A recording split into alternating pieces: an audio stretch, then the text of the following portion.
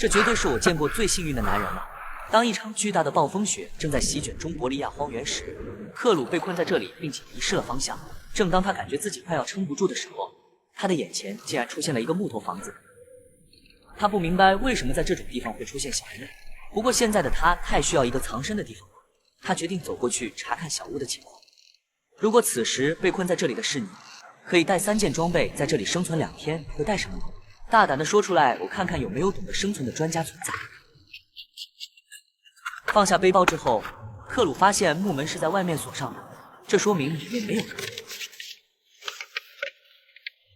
开门之后，他就走了进去。我的天啊，这里面的装备也太齐全了！屋内不仅非常干净，而且还有一个很大的壁炉可以取暖。看到旁边的柴火堆，克鲁猜测这里应该就是传说中的猎人小屋。看样子入冬之前，他们应该刚刚使用过这里。克鲁认为这个小屋的设计简直是太完美了，空间利用的非常好。在看完基本设施之后，他认为小屋很安全，而且物资丰富。他决定暂时将这里当作临时庇护所，等休整之后再继续出发。而现在要做的第一件事情就是将壁炉升起来。他拿出装备就开始劈柴。刚刚经历过暴风雪的克鲁认为这场风雪并没有完全过去，很有可能会在今夜再次席卷而来。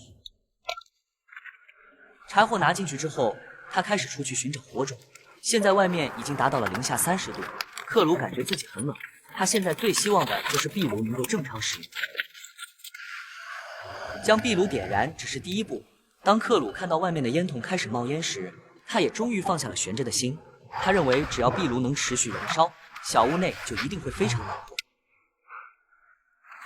当壁炉在升温的同时，克鲁拿出杯子放在了炉子上，接着将水倒进去。如果想要让身体快速缓解失温，喝热水就是最有效的方法之一。而为了防止今夜会有暴风雪再次来袭，他现在要出门准备出更多的柴火队伍。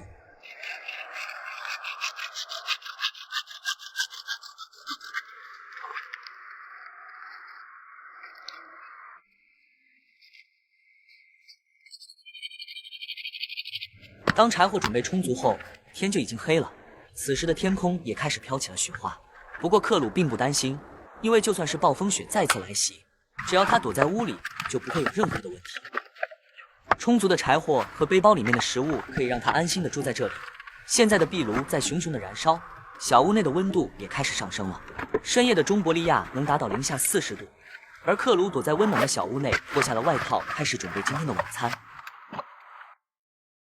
马铃薯占据他背包里面大部分的空间，这东西不仅能补充身体的碳水，而且饱腹感还很强。他先将马铃薯切成块状，看着烧红的烟筒，克鲁准备利用雪水代替淡水煮饭。装满雪的水壶放在壁炉上，很快就会烧开。现在的水已经沸腾，他将食材倒入壶内，先放入肉罐头，然后将马铃薯和洋葱也放进去一起炖煮。3种食材混合在一起散发出的香味让克鲁更饿了。等食物熟了之后，他将里面的菜和肉盛了出来。当一口热乎的食物下肚，克鲁感觉整个身体都得到能量的补充。